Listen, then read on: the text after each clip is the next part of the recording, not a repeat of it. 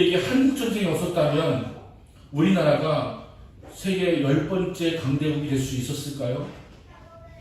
전쟁이 없었다면 우리나라가 이토록 세계적인 나라가 될 수 있었겠냐고요? 아마도 불가능했을 것입니다. 전쟁이 없었다고 한다면, 북한과의 대치가 없었다고 한다면 우리나라가 세계의 5대 군사 대국이 될 수가 있었을까요? 북한이 없는데도요, 일본이 없는데도요, 우리가 세계적인 군사 강국이 될 수 있었을까요? 없었을 것입니다.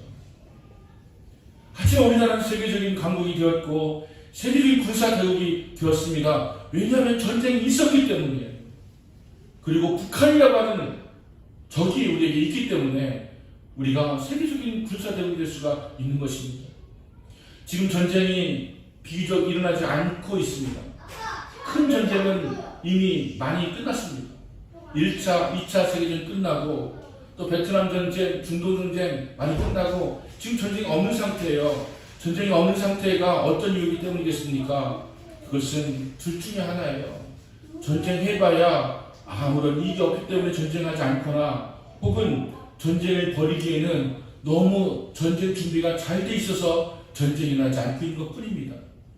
우리나라와 북한이 전쟁하지 않는 이유는 전쟁에 대한 준비가 너무 강력하게 되어 있어서 억지력 때문에 일어나지 않는 것이지, 결코 전쟁이 일어나지 않는 요인이 많이 있는 것이 결코 아니라고 하는 것입니다.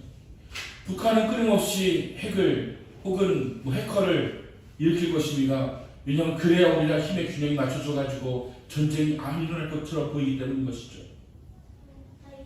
전쟁을 하는 이유는 역설적으로 말하면 전쟁을 당할까봐 그렇습니다. 내가 전쟁을 벌이지 않으면 나를 해칠까봐, 나를 공격할까봐 두렵기 때문인 것입니다. 이것이 우리 인간이 가지고 있는 숙명이고 우리의 전 세계 역사 가운데 밝히 드러나고 있는 사실이 되는 것이죠. 역사적 아이러니지만 전쟁 속에서 우리는 하나님의 계획하심과 공의와 사랑을 알 수 있게 되는 것입니다. 제가 전쟁이 유익하다고 말씀드리려고 하는 것이 아닙니다. 우리는 기억하자는 것이에요. 이 한국전쟁이 하나님께서 우리를 어떻게 계획하시고 사랑하시고 또 위로하셨는지 그 사실을 우리가 알게 되는, 기억하는, 그래서 감사하는, 그래서 교훈을 얻는 그런 시간이 되자고 하는 의미에서 말씀을 드리고자 하는 것입니다. 제가 어렸을 적에 전지분유라고 하는 것이 있었습니다. 꼭 그 맛이 아기들 분유 먹는 것 같은 맛이어서 꽤 자주 먹었던 그런 기억이 납니다. 분유라고 하는 것은 분말인데 거기에는 여러 가지 영양소가 잘 섞여 있어가지고 어린 아기들에게 꽤 유익한 그런 맛을 주기도 하고 영양분도 주기도 하지만, 제가 먹었던 전지분유라고 하는 것은 그냥 우유를 말려가지고 약간의 당분을 첨가해가지고 먹으면 고소하지만 영양가가 우유 이상으로 있는 것은 아닌 그런 것이었습니다. 그런 것들을 먹었습니다. 미국에서 많이 보내주었습니다. 그래서 우리는 그것을 받아가지고 먹으면서 간식을 대신하고 때로는 밥을 대신하면서 그렇게 살아왔던 시절이 있었습니다. 먹을 것이 없던 시절이니까 그 큰 봉지에 담겨있는 전지분유 숟가락으로 퍼가지고 입에 털어놓고서는 어머니 아버지 볼까봐 얼른 털어놓고서는 가서 물 한 모금 마시고 가글하듯이 하면 그냥 우유가 돼서 넘어가게 되어진 것이죠. 그렇게 먹었던 기억이 납니다. 미국 사람들은 주로 트럭을 타고 다니면서 앞으로 달려가면 동네 애들이 그렇게 그 트럭을 따라 달렸습니다. 그래서 우리나라 사람들이 달리기 잘하는 것 같아요. 트럭만 보면 달렸습니다. 심지어 무슨 방역한다고 막 무슨 방구차라고 해서 막 연기 쏟아내면 또 달렸지 않습니까? 우리는 그냥 막 달렸어요. 왜냐하면 그 연기 맞는 거, 그 유쾌한 일 아니지만 그거 맞고 나면 온몸에 있던 이가 사라지고 서클이가 사라지고 막 깨끗해지기 때문에 그냥 어디서 달리게 하고 애들도 달리고 뭐 이렇게 하면서 그렇게 했던 기억이 나지 않습니까? 그랬습니다. 그럼 트럭에 타고 있던 미군들이 우리에게 초콜릿을 던져줍니다. 그리고 또 먹을 것을 던져줍니다. 우리는 그거 하나를 받고서야 멈췄고 그거 먹으면서 고마워했습니다. 근데 한번 생각해 보세요. 엄청 자존심 상한 일 아닙니까? 누군가 던져주는 초콜릿 받아가지고서 좋다고 땅에 떨어진 거 털털 털어가지고 먹으면서 좋다고 감사하다고 인사하고 있는 이 모습이 얼마나 자존심 상하는 일입니까? 그래서 이제 우리나라가 파병을 갈 때는 그것을 결의한다고 합니다. 우리 절대 트럭에서 던져주지 말자. 직접 만나서 공손하게 전해줄지언정 던져주지 말자. 이것이 그 나라에 대한 예의다라고 하면서 우리는 반드시 만나서 건네주거나 아니면 나눠주거나 하는 식으로 하고 있다는 이야기를 들었습니다. 미군들이 우리를 깔아서 무시해서 그랬다고 볼 수는 없지만 우리는 그런 일들을 겪었습니다. 초콜릿 던지는 거 받으려고 막 달렸던 그런 기억을 우리는 분명히 가지고 있는 것이죠. 하지만 우리 한국전쟁이 우리에게 일어나게 되었을 때에 우리는 엄청난 피해를 겪었습니다. 그리고 이 한국전쟁은 결국 남과 북이 갈라지게 되어지는 결정적인 사건이 된 것 아니겠습니까? 사실 여러분, 남과 북이 갈라지게 되어진 아무런 이유가 없었던 거 아시죠? 고구려 때 신라도 아니고 남한과 북한이 우리의 의도와는 전혀 상관없이 국제적인 질서 가운데서 공산주의와 자본주의라고 하는 그런 개념 속에서 러시아, 소련 쪽에서, 미국 쪽에서 남한을 차지하고 북한을 차지하고 갈라버린 것입니다. 우리의 어떤 의지도 없는 것입니다. 그렇게 갈라진 채로 전쟁이 일어나게 되었다 보니까 이제 우리의 마음 가운데 악감정까지 생겼습니다. 상대방에 대한 미움과 증오가 생겼습니다. 우리가 가는 것도 아닌데 우리나라가 이렇게 된 상태가 되었다고 하는 것입니다. 지금도 마찬가지입니다. 지금도 하나가 되게 해달라고 아까 기도하셨지만 여러분, 우리가 하나가 되려면 국제가 따라줘야, 도와줘야 될 수가 있는, 왜냐하면 거기가 원인이기 때문에 해서도 거기가 도와줘야만 될 수가 있는 것인데 제가 볼 때는 그렇게 될 가능성이 없습니다. 왜냐하면 미국은 이 대한민국이 있어야 중국 견제가 되고 중국과 러시아는 또 북한이 있어야 이쪽이 견제가 되고 하는 그런 힘의 완력이 있어가지고 통일된다고 하는 것은 결코 쉽지가 않습니다. 심지어는 우리나라조차도 통일에 대한 열망이 점점 사라져가고 있습니다. 젊은 친구들, 통일되는 거 왜 해야 되지라고 생각할 것입니다. 우리가 통일되면 우리가 나눠줘야 될 텐데, 우리가 도와줘야 될 텐데 통일이 왜 중요하냐라고 그렇게 하고 있는 그런 분위기가 되었기 때문에 통일은 어려울 수도 있습니다. 하지만 통일의 가능성이 있다면 아마 그것은 북한이 무너지게 되는 상황이 더 빠르게 될지도 모르겠습니다. 하지만 그것은 또 바람직한 현상이 아니기 때문에 여기에 정말 하나님의 지혜가 필요한 것을 우리는 알 수 있게 되어지는 것이죠. 우리가 전쟁하지 원하지 않지만 세상은 언제나 우리의 뜻대로 되어지지가 않습니다. 그렇기 때문에 우리는 전쟁 준비를 철저히 해야만 합니다. 그것을 억지력이라고 말하는 것이죠. 우리는 어쩔 수 없이 군사력을 더 강화해야 되고 또 강력한 무기도 만들어내야 되고 그리고 강력한 정신태세도 갖추고 있어야만 합니다. 왜냐하면 우리가 전쟁을 원하지 않는다고 해서 전쟁이 일어나지 않는 것이 아니기 때문에 전쟁 준비를 안 할 수가 없는 것이죠. 그것을 우리가 알 수 있는 것은 지금 러시아와 우크라이나하고 전쟁을 하고 있는데 러시아 우크라이나를 공격했지 않습니까? 러시아 우크라이나를 공격한 명분은 무엇이냐면 우크라이나가 나토에 가입한다고 하는데 나토가 러시아를 쭉 둘러싸고 있는데 자칫하면 자기네들이 공격당할 것처럼 느껴지니까 그 위협이 있으니까 그 교부들을 확보하겠다고 우크라이나의 여러 지역을 점령하겠다고 나서게 되어진 것이 전쟁인 것입니다.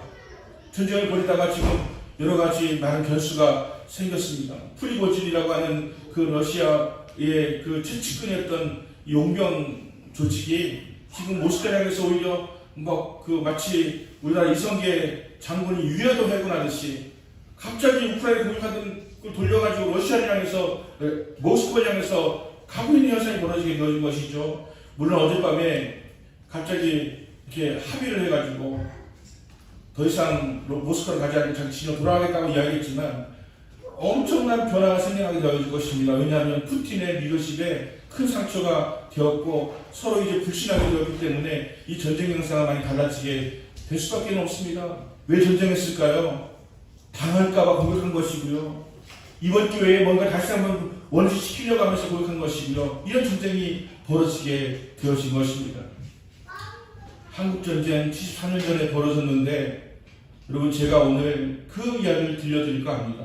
하나님께서 우리 민족을 향해서 얼마나 놀라운 계획하신가, 또 사랑하신가, 또 공의를 가지고 계셨는지에 대한 말씀을 드리고자 합니다. 6.25 전쟁이 발발했을 때 1950년이지 않습니까? 2차 세계대전이 1945년에 끝났는데 1947년도에 유엔을 만듭니다. 유엔을 만들어요. 우리가 더 이상 전쟁을 하지 않도록 하자라고 하는 의미에서 전 세계가 가입하는 유엔 가입국이 지금 200국이 넘는데 전 세상이 가입한 유엔을 만듭니다. 그래서 그 유엔을 만들 때 처음 5개 발기 국가가 어디냐면 영국, 프랑스, 미국, 중국, 그리고 러시아, 소련이죠. 이게 5국가예요. 지금도 이 5국가가 한 나라라도 반대하면 합의가 되지 않는 구조예요. 다른 나라 200국가가 찬성해도 한 나라만 반대해도 안 되는 구조입니다.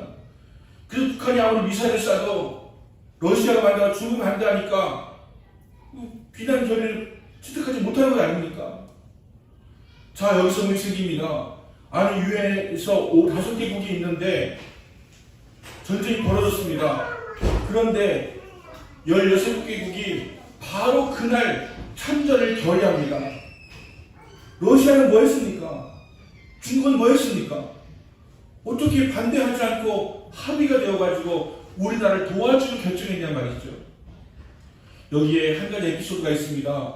중국은 그 당시 정신이 없었고요. 대만하고 전쟁한 그 장개석 장군하고 전쟁하냐고 정신이 없었고요. 소련이 반대해야 되는데 그 당시에 소련 유엔 대사가 자동차가 고장이 나가지고 참석을 못했답니다. 그런 얘기가 전해져 오고 있어요. 그래서 이것이 결의가 되어가지고 16국이 참전하게 되어지는 놀라운 역사가 그냥 하나님의 은혜가 있었다고 하는 것을 우리에게 말씀해 주고 있는 것이죠. 여러분, 유엔은 우리나라를 위해서 만들어진 것과 마찬가지가 된 것입니다. 첫 번째 결의한 전쟁이 바로 한국 전쟁이에요.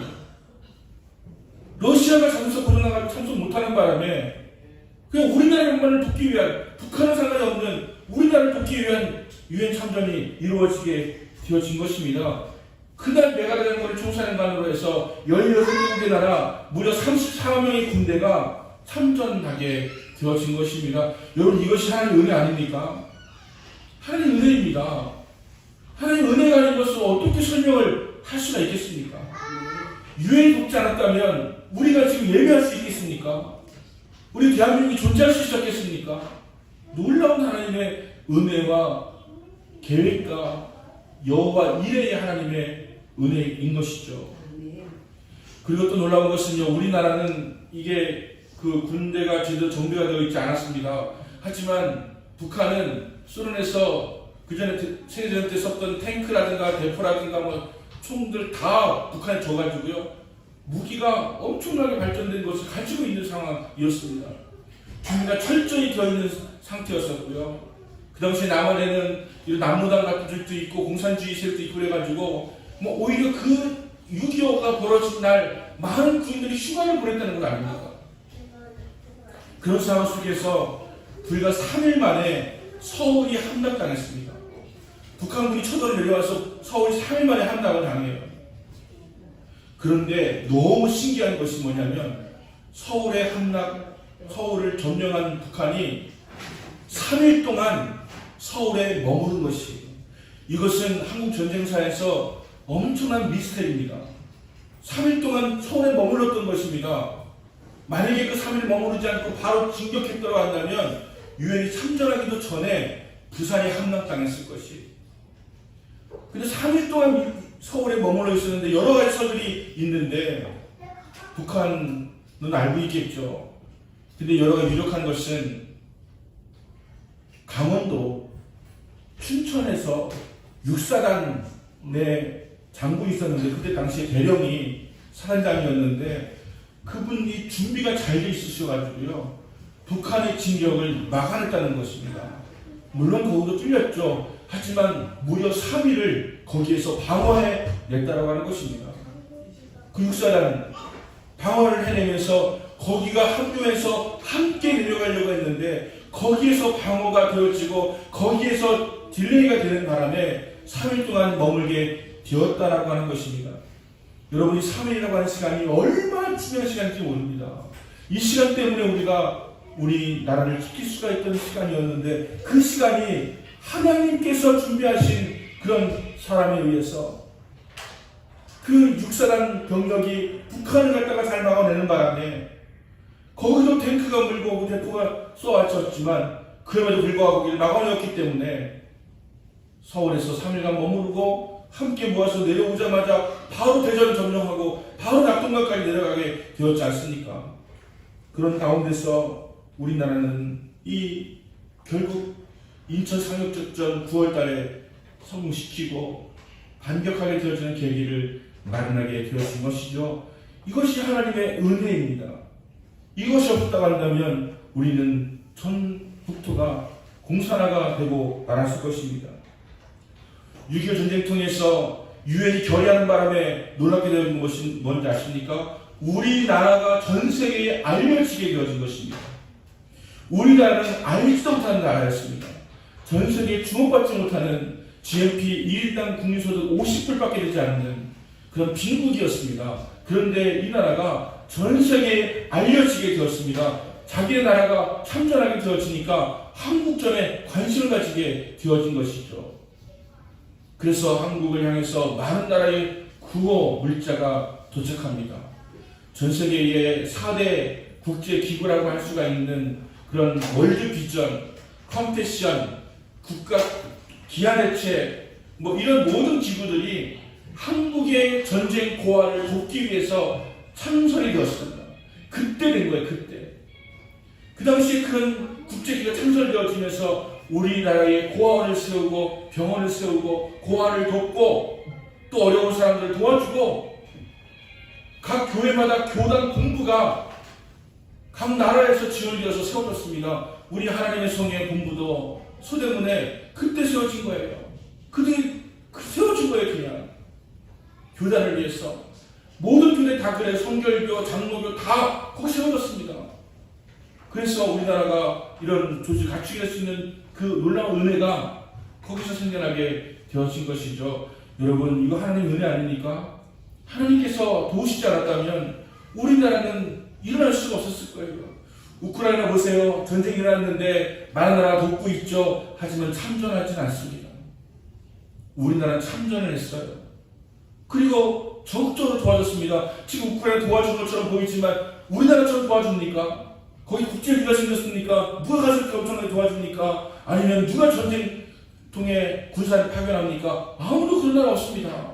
그냥 뒤에서 도와줄 뿐이에요. 러시아 신경 안 건드릴 정도만 도와주려고 하고 있을 정도예요. 하지만 우리나라는 전폭적으로 전 세계가 우리나라를 도와줬던 것입니다. 그래서 우리가 하나님의 은혜로 이 한국전에서 결국 버텨내고 승리하고 휴전선을 가질 수가 있게 되어진 것이죠. 우리나라와 같이 전 세계에 많은 원조와 사랑을 받은 나라가 없다는 것입니다. 누구 때문일까요? 무엇 때문일까요? 한번 생각을 해보세요. 이것이 인간의 힘으로, 인간의 외교력으로 될 수 있는 문제입니까? 얼마 전에 누군가가 나와서 이야기하는데 이승만 대통령은 프린스턴 대학을 나오시고 미국에서 사신 분이지만 영어 연설은 윤석열 대통령이 더 잘했다고 하더라고요. 여러분, 이승만 대통령이 뛰어나서 우리나라의 전 세계가 개입해서 도와준 것이 아닙니다. 저는 하나님의 은혜라고 생각합니다. 하나님께서 이 전쟁을 통해서 우리나라를 더 놀랍도록 발전할 수 있도록 만들어 주신 것이죠. 우리가 받은 피해는 말할 수 없지만 우리 전쟁을 통해서 전 세계의 원조를 받고 전 세계의 사랑을 받고 전 세계의 물자를 받아가지고 일어설 수 있는 힘을 가지게 되었을 뿐만이 아니라 이제 넘어서가지고 우리나라를 도왔던 많은 나라들에게 도움을 주는 나라가 될 수가 있게 되었던 것입니다.